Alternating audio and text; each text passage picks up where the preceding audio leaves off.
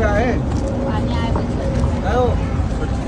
नाही नाही बिलकुल नाही. बघा मी 1 महिन्यानंतर परत व्हिजिट करेन. मला जर हे घाण दिसलं तर तुमचा ठेका लगेच रद्द करेन मी सांगतो. त्यात तुम्ही स्वतः एवढं जातीनं जाऊन बघताय, ही जी गोष्ट आहे ही फार मोठी गोष्ट आहे. पण महिलांशी मी बोललो, महिलांचं असं म्हणणं अस्वच्छता आहे आणि पुरुषांचं शौचालय आणि उतारी अतिशय अस्वच्छ. मी स्वतः जाऊन आलो आतमध्ये.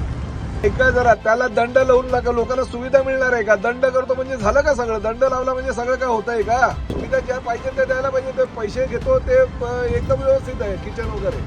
आणि ज्या सुविधा फ्री द्यायला पाहिजे, शौचालयाची सुविधा आहे, उतारीची सुविधा आहे, इकडे मग मी 1 महिन्यानंतर परत व्हिजिटला येईल. तोपर्यंत सगळं जर मला इकडे दिसलं तुमच्या रूटवर, तुम्हाला सस्पेंड करेल. याद राखा, मला 1 महिन्यामध्ये रिझल्ट पाहिजे. पुढल्या 10 तारखेपर्यंत सगळं स्वच्छ पाहिजे इकडे.